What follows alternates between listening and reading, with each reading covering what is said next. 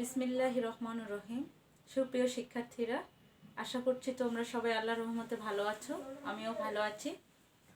ঠাকুরগাঁ সরকারি মহিলা কলেজ কর্তৃক আয়োজিত যুক্তিবিদ্যা অনলাইন ক্লাসে উচ্চ মাধ্যমিক যুক্তিবিদ্যা প্রথম পত্রে তোমাদের সবাইকে ওয়েলকাম জানাচ্ছি। সাথে আছি আমি জ্যোৎস্না বেগম, প্রভাষক, দর্শন বিভাগ, ঠাকুরগাঁ সরকারি মহিলা কলেজ, ঠাকুরগাঁ।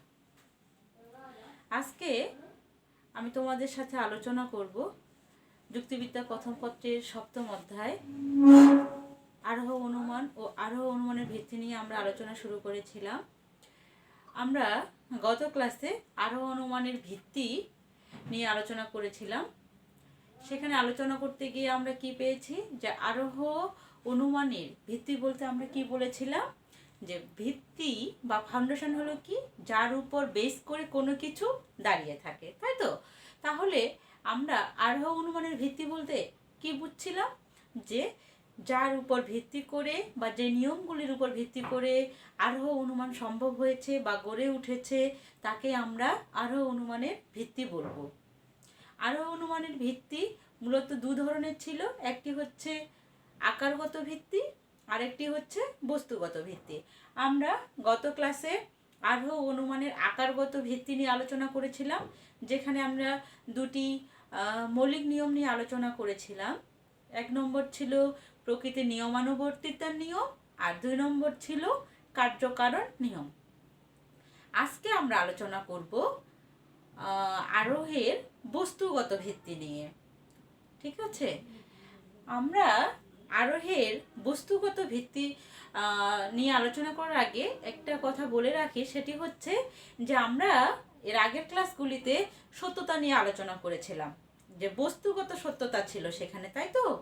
যে আরোহ অনুমানের যে আশ্রয় বাক্যগুলিকে আমরা সংগ্রহ করছি, এই আশ্রয় বাক্যগুলির সাথে সিদ্ধান্তের যে সম্পর্কটি, যে মিল রয়েছে কিনা, এই যে আশ্রয় বাক্যগুলি থেকে আমরা সিদ্ধান্ত পাচ্ছি, এই সিদ্ধান্তটি বাস্তব জগতের সাথে কতটুকু সঙ্গতিপূর্ণ বা কতটুকু ব্যালেন্স করছে বা কতটুকু মিল রয়েছে, এটি ছিল বস্তুগত সত্যতা অর্জনের মধ্যে পড়ে এটি। যে আমরা দেখব যে তাহলে বস্তুগত ভিত্তিটা তাহলে কোথা থেকে আসছে, বস্তুগত সত্যতা থেকে আমরা পাচ্ছি। তাহলে আমরা বস্তুগত ভিত্তি বলতে কি বুঝবো, যে এমন কয়েকটি প্রক্রিয়াকে আমরা বুঝবো যেখানে আমরা কি করছি, আরোহ অনুমানের আশ্রয় বাক্যগুলিকে সংগ্রহ করছি আর বস্তুগত সত্যতার নিশ্চয়তা প্রদান করছে। তাহলে আমরা কি বলতে পারি, যে আরোহ অনুমানের বস্তুগত ভিত্তি বলতে এমন কয়েকটি প্রক্রিয়াকে বোঝায় যার সাহায্যে আমরা আশ্রয় বাক্যগুলিকে সংগ্রহ করে থাকি এবং বস্তুগত সত্যতা নিশ্চয়তা দান করে থাকি। ঠিক আছে? কি বললাম, যে এমন কয়েকটি প্রক্রিয়াকে, যেগুলির সাহায্যে আমরা কি করছি, আশ্রয় বাক্যগুলিকে সংগ্রহ করছি আর কি করছি, বস্তুগত সত্যতা অর্জনের নিশ্চয়তা দান করছি। তাহলে এখানে আমরা কয়েকটি প্রক্রিয়ার কথা বলে ফেলছি সংজ্ঞার মধ্যে। তাহলে আমরা দেখব যে আরোহের বস্তুগত ভিত্তি বলতে দুটি প্রক্রিয়াকে বোঝাচ্ছে।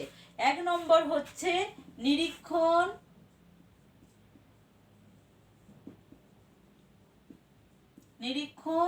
আর 2 নম্বর হচ্ছে পরীক্ষণ। তাহলে আমরা কি পাচ্ছি, আরোহ অনুমানের বস্তুগত ভিত্তি আলোচনা করতে গেলে আমরা দেখতে পাচ্ছি দুটি প্রক্রিয়াকে, একটি হচ্ছে নিরীক্ষণ আর আরেকটি হচ্ছে পরীক্ষণ। আজকের আলোচনার বিষয় আমাদের নিরীক্ষণ। আমরা আজকে তাহলে আলোচনা করব আরোহ অনুমানের বস্তুগত ভিত্তি, দ্যাট মিনস নিরীক্ষণ নিয়ে। নিরীক্ষণের ইংরেজি প্রতিশব্দ হচ্ছে অবজারভেশন। ইংরেজি প্রতিশব্দ হচ্ছে অবজারভেশন। আচ্ছা, এখানে দুটি শব্দ আমরা যদি ভেঙে ফেলি অবজারভেশন শব্দটিকে, তাহলে দুটি শব্দ পাচ্ছি, একটি হচ্ছে অফ আর একটি হচ্ছে কি,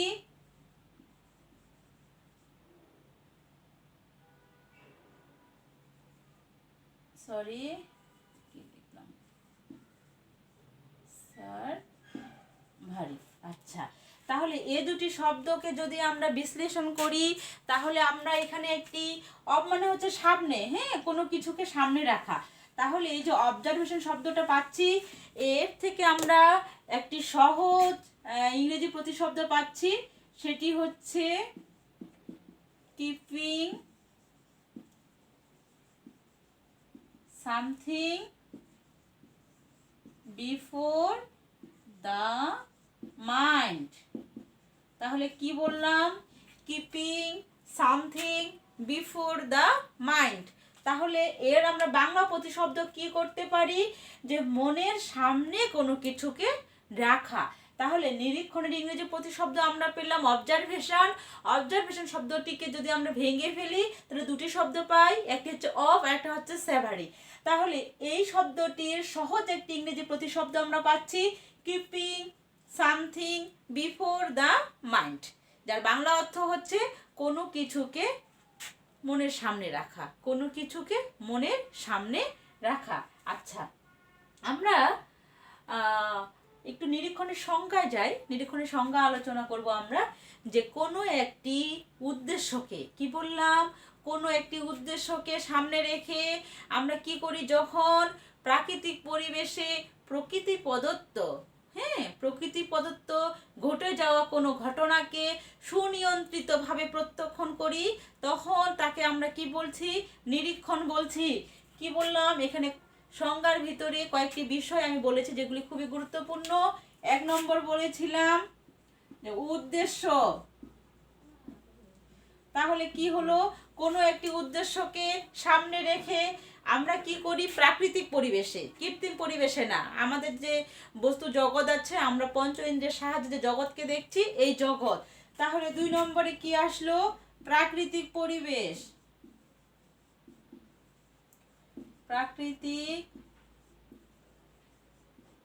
প্রাকৃতিক পরিবেশ। 3 নম্বরে হচ্ছে প্রকৃতি প্রদত্ত ঘটনা। প্রকৃতি প্রদত্ত ঘটে যাওয়া ঘটনা। তারপরে কি বলেছিলাম? সুনিয়ন্ত্রিত প্রত্যক্ষণ। প্রত্যক্ষণটা কেমন হবে? সুনিয়ন্ত্রিত হবে। সুনিয়ন্ত্রিত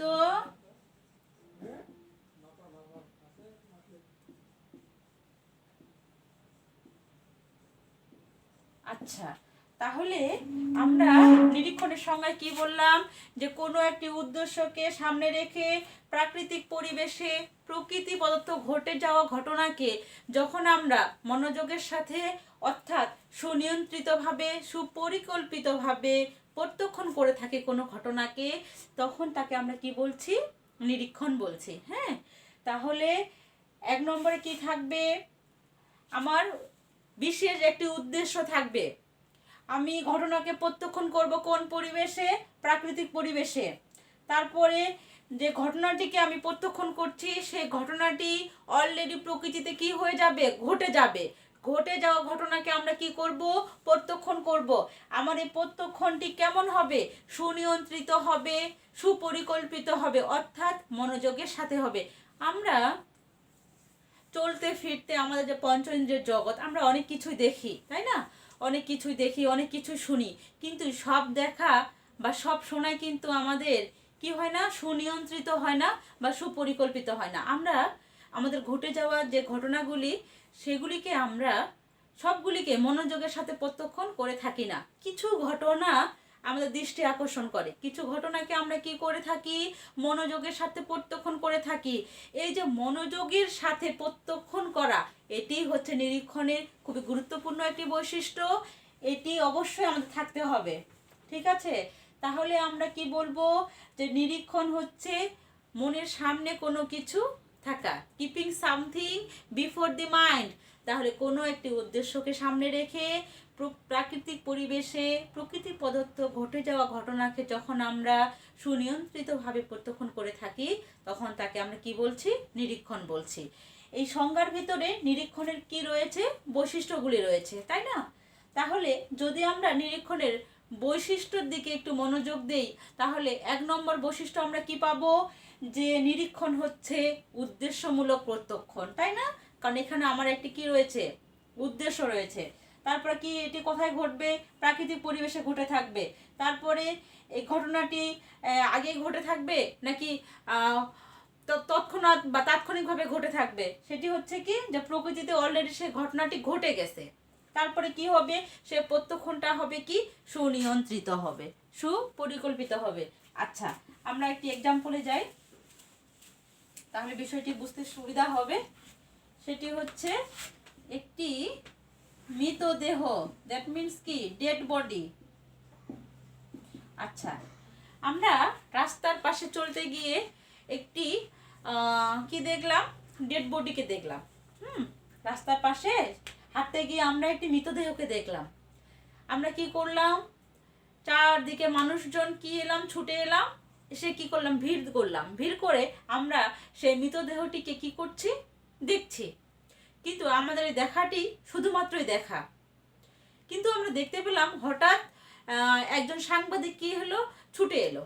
সাংবাদিক ছুটে এসে সেই ডেড বডিটাকে নিয়ে সে কি করলো, যে এর মৃত্যু রহস্য উদ্ঘাটনের চেষ্টা শুরু করলো।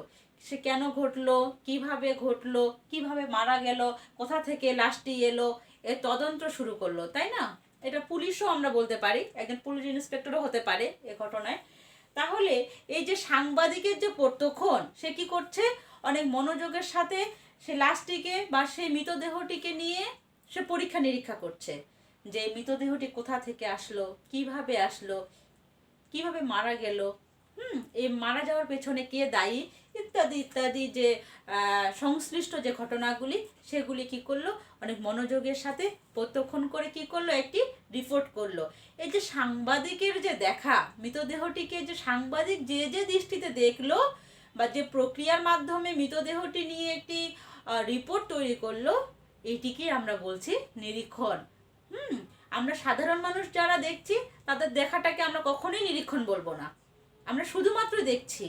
তাহলে এই প্রত্যক্ষণটি কি, একটি বিশেষ প্রত্যক্ষণ। হ্যাঁ, এই প্রত্যক্ষণে কি থাকে, মনোযোগের সাথে প্রত্যক্ষণ করতে হবে, সুনিয়ন্ত্রিত হবে, সুপরিকল্পিত হবে। তাহলে সাধারণ মানুষের দেখাটিকে আমরা নিরীক্ষণ বলবো না। একজন পুলিশ ইন্সপেক্টর বা একজন সাংবাদিক যদি মৃতদেহটি নিয়ে পরীক্ষা নিরীক্ষা করে, তাহলে তাদের প্রত্যক্ষণটাকে আমরা কি বলবো, নিরীক্ষণ বলবো। ঠিক আছে? আচ্ছা,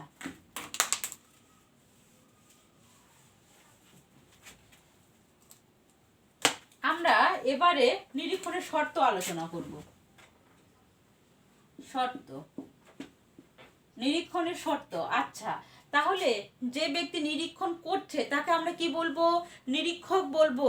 তাহলে নিরীক্ষককে কেমন হতে হবে, যে ব্যক্তি নিরীক্ষণ করছে, নিরীক্ষককে তাহলে প্রথমত কি হতে হবে, বুদ্ধিমান ও মেধাবী হতে হবে।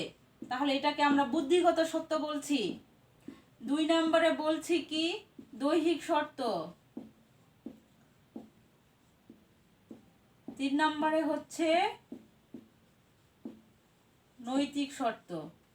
আচ্ছা, আমরা 1 নম্বর শর্ততে কি বলেছি, বুদ্ধিগত বুদ্ধিগত শর্ত, 2 নম্বরে দৈহিক শর্ত, 3 নম্বরে নৈতিক শর্ত। তাহলে যে ব্যক্তি নিরীক্ষণ করছে তাকে আমরা বলবো নিরীক্ষক। একজন নিরীক্ষককে অবশ্যই কি হতে হবে, বুদ্ধিমান ও মেধাবী হতে হবে। যে সে লোক কি করতে পারবে না, কোনো ঘটনাকে সেই অর্থে নিরীক্ষণ করতে পারবে না। অবশ্যই তাকে কি হতে হবে, চতুর হতে হবে, চালাক হতে হবে, মেধাবী হতে হবে, বুদ্ধিমান হতে হবে। পাগল এক্ষেত্রে কি প্রযোজ্য নয়। তাহলে তাকে কি হতে হবে, মেন্টালি, তাহলে তাকে কি করতে হবে, তাকে মেন্টালি ফিট থাকতে হবে, তাই তো? তারপরে আমরা কি দেখতে পাচ্ছি, দৈহিক শর্ত। একজন ব্যক্তি যদি মেন্টালি ফিট থাকলো বাট ফিজিক্যালি সে ফিট থাকলো না, তাহলে সে কিভাবে নিরীক্ষণ করবে। তাহলে নিরীক্ষককে অবশ্যই কি হতে হবে, ফিজিক্যালি ফিট থাকতে হবে, অর্থাৎ তার শ্রবণ শক্তিকে ঠিক থাকতে হবে, অর্থাৎ কানকে ঠিক থাকতে হবে, তাই তো? তারপরে কি, ঘ্রাণ শক্তি, দৃষ্টিগত যে ব্যাপার, দৃষ্টিশক্তি। তাহলে নিরীক্ষককে অবশ্যই ফিজিক্যালি ফিট থাকতে হবে, তবেই না সে ব্যক্তি ঠিকঠাক মতো একটি ঘটনাকে কি করতে পারবে, নিরীক্ষণ করতে পারবে। ব্যক্তিটি যদি বা নিরীক্ষক শুধুমাত্র মেন্টালি বা ফিজিক্যালি ফিট থাকলে হবে না, তাকে কি করতে হবে, নৈতিকতার দিকটি দেখতে হবে। অর্থাৎ সে ব্যক্তি কি করতে পারবে না, পক্ষপাতিত্ব করতে পারবে না, তাকে নিউট্রালি একটি ঘটনাকে নিরীক্ষণ করতে হবে। এক্ষেত্রে সে সাংবাদিক, সে দলীয় যে বিষয়টি থাকে, যেটি আমাদের দেশে প্রায় হয়ে থাকে, যে তাহলে দলীয় বিষয়কে সাপোর্ট পাওয়া যাবে না, বিষয়টি যা ঠিক তাকে সেভাবে কি করতে হবে, অ্যানালাইসিস করতে হবে, ঘটনাকে সেভাবেই নিরীক্ষণ করতে হবে। তাহলে আমরা কি দেখতে পাচ্ছি, যে একজন নিরীক্ষক যখন নিরীক্ষণ করবে সেক্ষেত্রে তার তিনটি শর্ত অবশ্যই থাকতে হবে।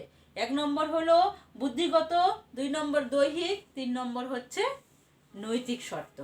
ঠিক আছে, এখন আমরা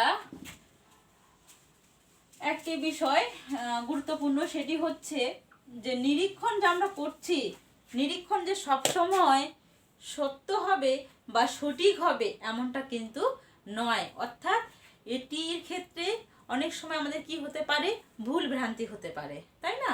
এই ভুল ভ্রান্তিকে যুক্তিবিদ্যার ভাষায় বলা হয় ফ্লাসি বা অনুপপত্তি। কি বলা হচ্ছে, ফ্লাসি বা অনুপপত্তি, মানে ভুল। ঠিক আছে, তাহলে নিরীক্ষণ সব সময় যে সঠিক হবে বা অভ্রান্ত হবে সেটি আমরা বলতে পারি না। অনেক সময় কি হয়, নিরীক্ষণে ভুল ভ্রান্তি হয়ে থাকে, যেটিকে আমরা যুক্তিবিদ্যার ভাষায় ফ্লাসি বা অনুপপত্তি বলছি। আমরা দেখতে পাচ্ছি যে নিরীক্ষণে 2 ধরনের কি হয়ে থাকে, ভুলের সৃষ্টি হয়ে থাকে।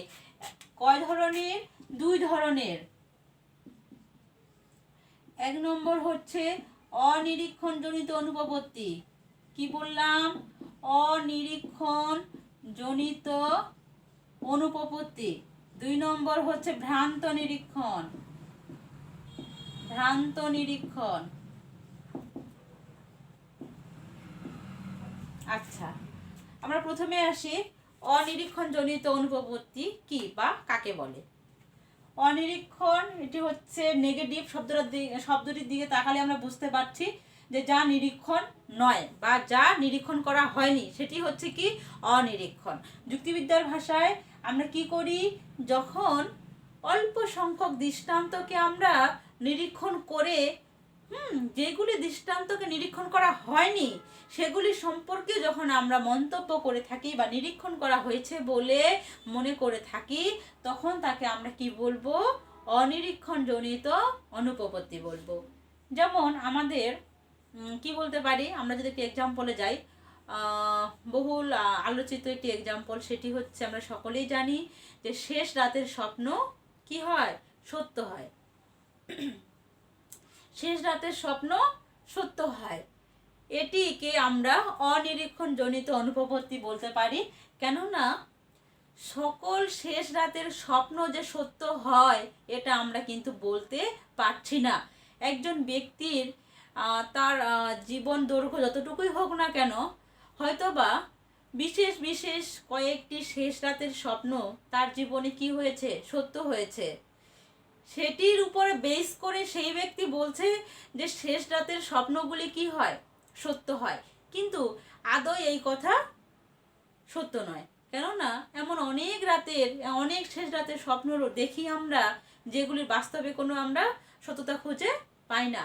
তাহলে আমরা কখনোই বলতে পারি না যে শেষ রাতের স্বপ্নগুলি সত্য হয়। তাহলে আমরা এখানে কি করছি, অনেক দৃষ্টান্ত বা অনেক শেষ রাতের স্বপ্ন যেগুলি সত্য হয়নি ওইগুলিকে বাদ দিয়েই আমরা শুধুমাত্র যে সকল শেষ রাতের স্বপ্ন সত্য হয়েছে আমরা শুধুমাত্র সেই সকল শেষ রাতের স্বপ্নর উপর ভিত্তি করে বলছি যে শেষ রাতের স্বপ্ন সত্য হয়।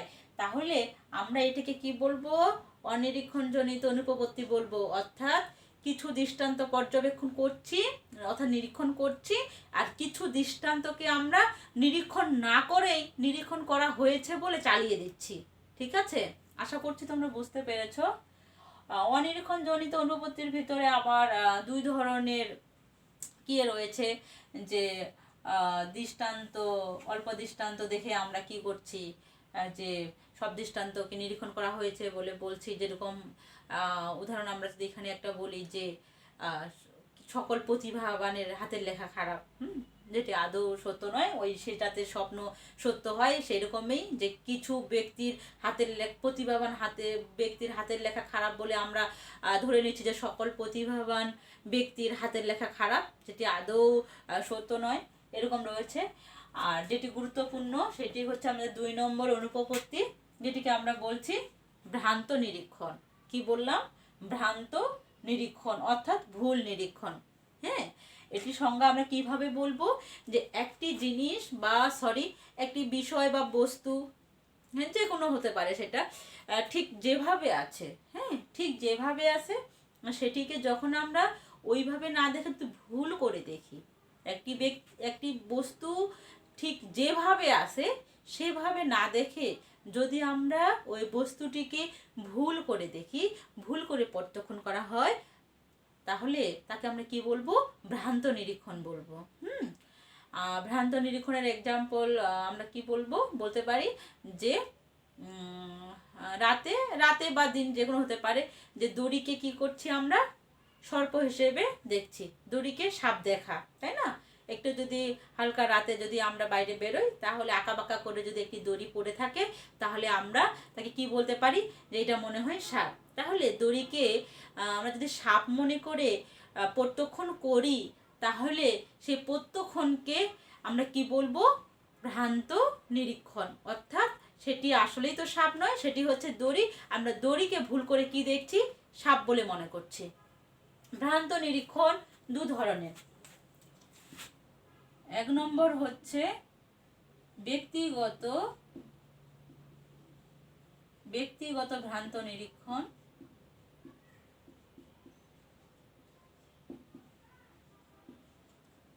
2 নম্বর হচ্ছে সার্বজনীন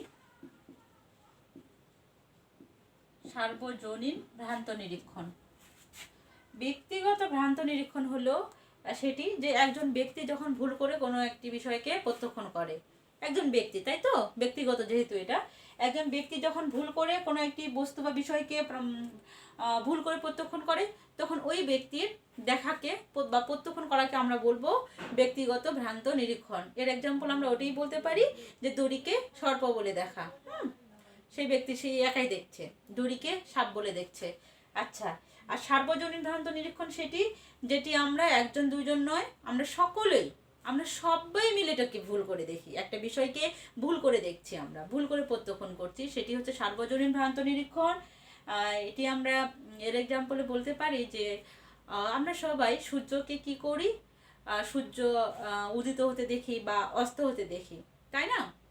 আমরা সূর্যকে উদিত হতে এবং অস্ত হতে দেখে বা এই প্রত্যক্ষণ করে যে ভুলটি করে থাকি সবাই, সেটিকে আমরা বলবো সার্বজনীন ভ্রান্ত নিরীক্ষণ। কেননা সূর্য আসলে কিন্তু উঠেও না, ডুবেও না। সূর্য আসলে কি?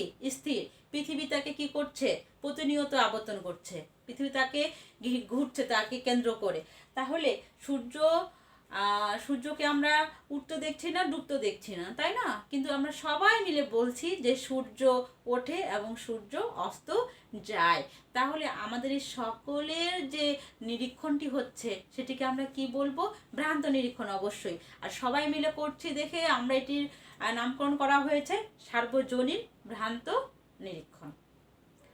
তাহলে আজকে আমরা আলোচনা করলাম এতক্ষণ ধরে আরোহ অনুমানের বস্তুগত ভিত্তির 2টি যে প্রক্রিয়া রয়েছে, তার প্রথম একটি অর্থাৎ নিরীক্ষণ নিয়ে আলোচনা করলাম।